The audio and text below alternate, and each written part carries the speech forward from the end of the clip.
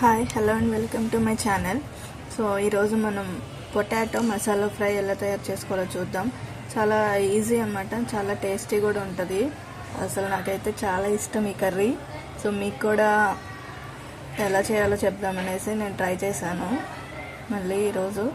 So ఒకసారి మీరు కూడా ట్రై చేసి ఎలా ఉందో నాకు కమెంట్ చేయండి. యాక్చువల్లీ అందరూ చేసుకుంటారు పొటాటో మసాలా ఫ్రై, బట్ నా స్టైల్ కూడా చూడండి. సో మీకు కూడా నచ్చుతుందని అనుకుంటున్నా. సో ఇక్కడ కావాల్సిన పదార్థాలు కూడా ఇచ్చేసాను,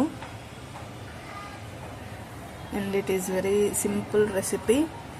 చూడండి, మిర్చి, ఉల్లిపాయలు, బంగాళదుంపలు, అల్లం, వెల్లుల్లి, ఇంక ఇవే తీసుకున్నా నేను. ఫస్ట్ అయితే బంగాళదుంపలు ఉన్నాయి కదా, ఇవైతే కుక్కర్లో ఉడికించానమాట. ఒక 3 విజిల్స్ రానిచ్చాను అంతే. సో 3 విజిల్స్ వచ్చిన తర్వాత తీసి ఆ పొట్టంతా తీసేసి ముక్కలుగా కట్ చేసి పక్కన పెట్టుకున్నా. సో చూసారా, ఇట్లా కట్ చేసి పక్కన పెట్టుకున్నా. నెక్స్ట్ ఉల్లిపాయలు కూడా ఇట్లా బాగా కట్ చేసి పెట్టా. నెక్స్ట్ ఇది అల్లం, వెల్లుల్లి, పచ్చిమిర్చి పేస్ట్, ఇంతే అన్నమాట.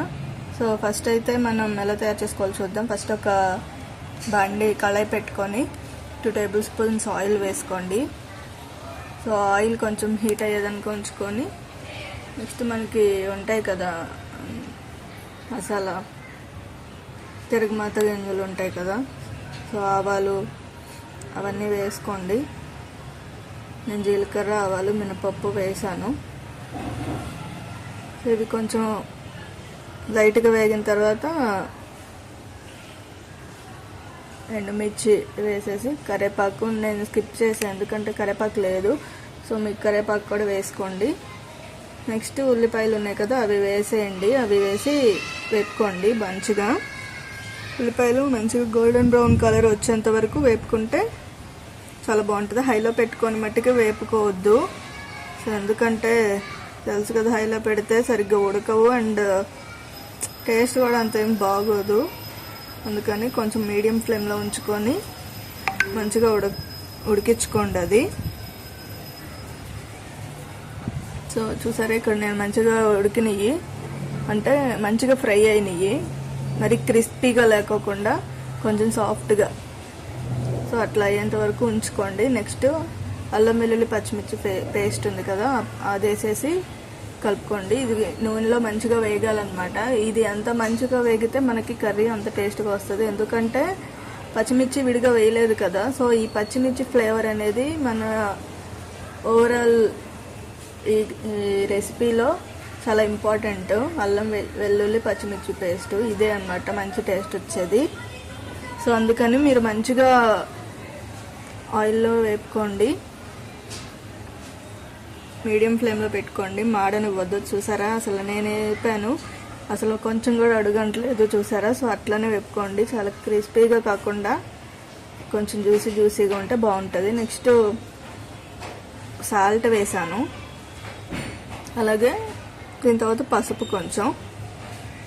ఈ రెండు మంచిగా కలిపేసుకొని ఒక 1 మినిట్ అట్లా ఆ సాల్ట్ కొంచెం ఆ ఉల్లిపాయలకి అట్లా పట్టేంత వరకు కొంచెం ఉంచుకొని వేపుకోండి. సో ఇది చాలా బాగుంటుంది అన్నమాట ఈ రెసిపీ. నేనైతే అసలు చిన్నప్పటి నుంచి కూడా నాకు చాలా ఇష్టము, బాగుంటుంది. మీరు కూడా ట్రై చేయండి ఖచ్చితంగా. నెక్స్ట్ అలానే తర్వాత ఏం చేయాలంటే, ఇది బాగా వేగిన తర్వాత మనం కారం వేసుకోవాలి కొంచెం. ఇంకా ఈ మీ బంగాళదుంపలు ఎన్ని తీసుకుంటారో దానికి సరిపడా కారం వేసేసుకోండి. అంటే 1 కేజీ తీసుకున్నారనుకోండి, ఒక 2 టేబుల్ స్పూన్స్ అట్లా. ఒక 1/2 కేజీ తీసుకుంటే 1 టేబుల్ స్పూన్. ఎందుకంటే మనం ఆల్రెడీ మిర్చి యాడ్ చేసాం కదా, సో ఆ ఘాట్ అనేది ఎక్కువైపోతుంది. సో కొంచెం చూసి వేసుకోండి. ఇది మంచిగా ఫ్రై అయిన తర్వాత కారం వేసిన తర్వాత మరీ ఎక్కువసేపు అయితే ఉంచొద్దు, ఒక 2 మినిట్స్ ఉంచి నెక్స్ట్ బంగాళదుంపలు వేసేసుకోండి. సో అట్లానే నేను ఇక్కడ కొంచెం గరం మసాలా కూడా వేసాను. సో మీరు కూడా గరం మసాలా కావాలంటే వేసుకోవచ్చు, లేదంటే స్కిప్ చేయొచ్చు. నేనైతే కొంచెం ఫ్లేవర్ బాగుంటుంది అనేసి యాడ్ చేసాను. మీరు ఇంట్లో చేసుకున్న గరం మసాలా ఉంటే ఇంకా బెటర్, ఎందుకంటే ఇంట్లో చేసింది కూడా చాలా బాగుంటుంది కదా గరం మసాలా. ఇంట్లో లేదు ప్రస్తుతానికి, సో అందుకని నేను ప్యాకెట్ గరం మసాలాని యూజ్ చేశాను ఇందులో. నెక్స్ట్ ఇవి బాగా ఫ్రై అయిన తర్వాత కొంచెం సాల్ట్ అనేది చెక్ చేసుకోండి, ఒకసారి చేసుకొని బంగాళదుంపలు వేసేసుకోండి. సో ఈ బంగాళదుంపలు వేసి మంచిగా, అంటే మరి గట్టిగా కలపొద్దు, ఎందుకంటే మరీ పిసురు పిసురు అయిపోతాయి, ఉడికిచ్చాం కదా ఆల్రెడీ. సో అందుకని మంచిగా కలుపుకొని ఉంచుకోండి. నెక్స్ట్ అలానే ఇక్కడ కొత్తిమీర యాడ్ చేశాను.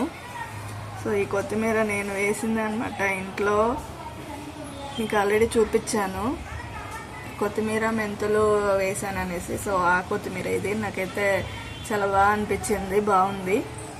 సో చూసారా, అయిపోయింది ఇంక కర్రీ. సర్వ్ చేసేసాను, నేను ప్లేట్లో కూడా పెట్టేసుకున్నా. అసలు నాకైతే మామూలుగా నచ్చలేదు, అసలు చాలా అంటే చాలా బాగుంది. మీరు కూడా ఖచ్చితంగా ట్రై చేస్తారని అనుకుంటున్నా. ట్రై చేసి ఎలా వచ్చిందో ఏంటనేది నాకు కమెంట్ చేయండి, షేర్ చేయండి అందరికీ, మీ ఫ్రెండ్స్కి కూడా.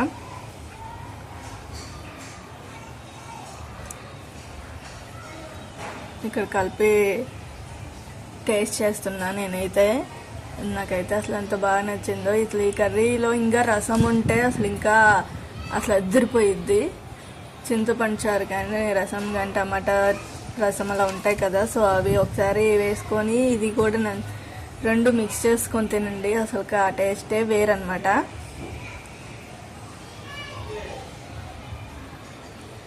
ఓకే, నా వీడియో నచ్చినట్టయితే లైక్ చేయండి, షేర్ చేయండి, కామెంట్ చేయండి.